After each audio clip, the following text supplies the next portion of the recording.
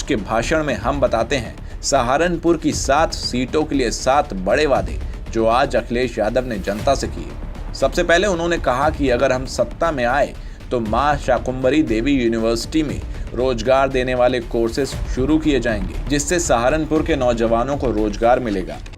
ये सहारनपुर जहां मां शाकुंभरी देवी का मंदिर है, एक ऐसा स्थान है जहां पर न केवल उत्तर प्रदेश बल्कि आसपास के प्रदेशों की और देश के कई लोग आते हैं।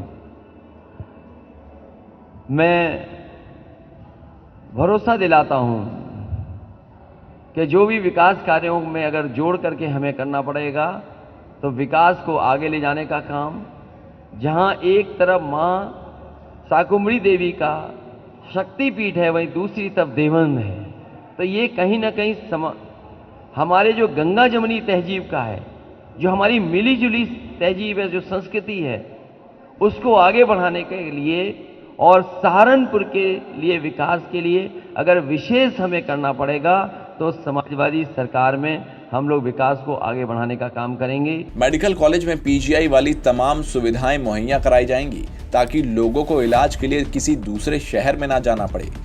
कारीगरों को या आम लोगों को या सहारनपुर के लोगों को अपने इलाज और दवाई के लिए दूसरे प्रदेशों में भी जाना पड़ता है। कई बार एम्स है वहां तक जाते हैं, दूसरी तरफ पीजीआई है वहां तक पहुंचते हैं।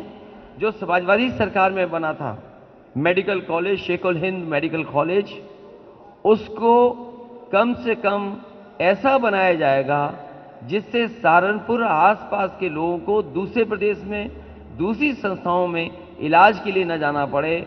समाजवादी सरकार की कोशिश थी कि जो सुविधाएं पीजीआई में मिलती हैं, जो सुविधाएं बड़ी बड़ी संस्थाओं में मिलती हैं, अगर जगह जगह जो मेडिकल कॉलेजेस बने हैं उनमें भी वो सुविधा मिलेगी तो बहुत सारे हमारे गरीबों की मदद हो सकेगी, इलाज और दवाई का इंतज़ाम हो सकेगा।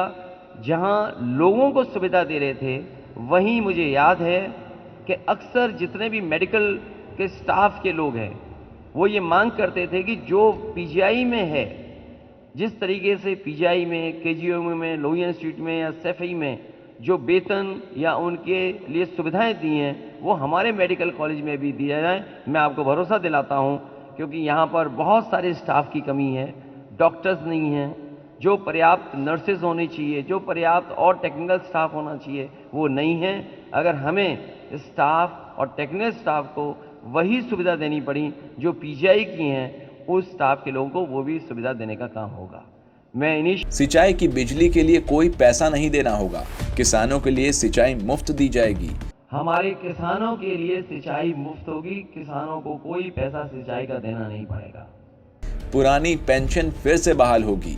इसी तरह लगातार कर्मचारी जो सरकारी हैं समय समय पर पुरानी पेंशन को बहाल करने के लिए और पुरानी पेंशन के लागू करने के लिए लगातार वो आंदोलन कर रहे थे। लगातार वो पॉलिटिकल पार्टीज के लोगों से समय समय पर मिले हैं। समाजवादी पार्टी ने तय किया है सरकार बनने के बाद गठबंधन की सरकार जो होगी उसमें जो पुरानी पेंशन बहाल हमारे कर्मचारी चाहते हैं, समाजवादी सरकार बनने पर पुरानी पेंशन बहाल करने का काम किया जाएगा। Woods craft development export promotion firm बनाकर कारोबारियों और कारीगरों की मदद की जाएगी। कि समाजवादी सरकार बनने पर would craft development export promotion form बनाई जाएगी, जिससे कि जो कारोबार है उसकी मदद कर सकें, कारीगर की मदद कर सकें। समय समय पर अगर कारीगरों को ट्रेनिंग देनी पड़ेगी, क्योंकि आज इंटरनेशनल स्टैंडर्ड्स या इंटरनेशनल जो डिज़ाइंस हैं लगातार बदल रही हैं, उनके लिए भी अगर कारीगरों को समय समय पर ट्रेन करने के लिए व्यवस्था बनानी पड़ेगी तो समाजवादी सरकार में उनको मदद करने का काम करेंगे।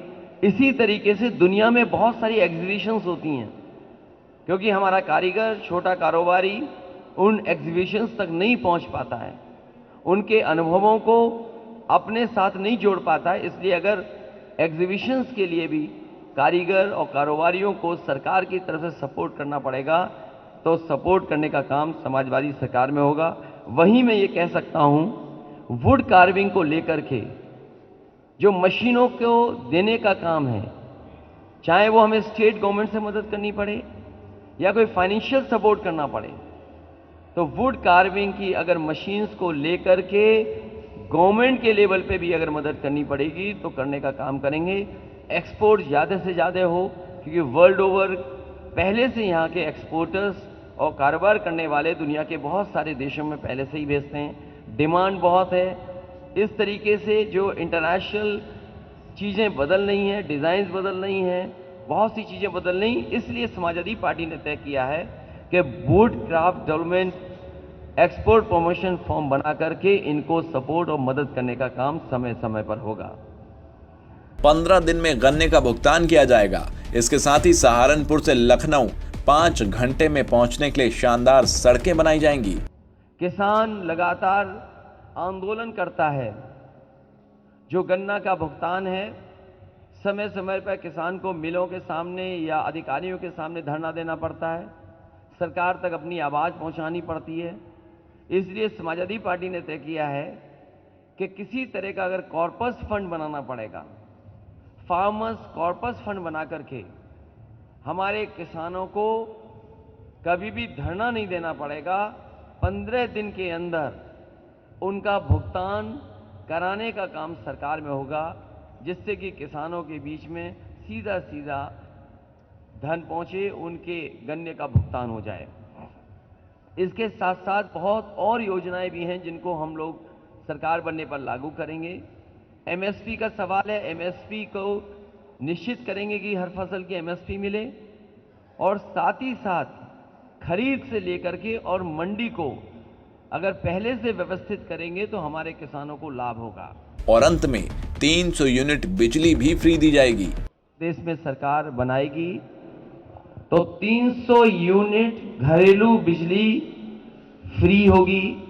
साथ ही साथ इसके साथ ही उन्होंने कड़े शब्दों में जनता को यह भी संदेश दिया कि जो कानून व्यवस्था को तोड़ेगा वो समाजवादी पार्टी को वोट ना दे।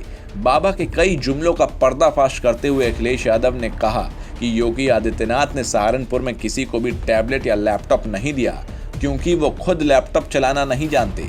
10 मार्च को बाबा जा रहे हैं।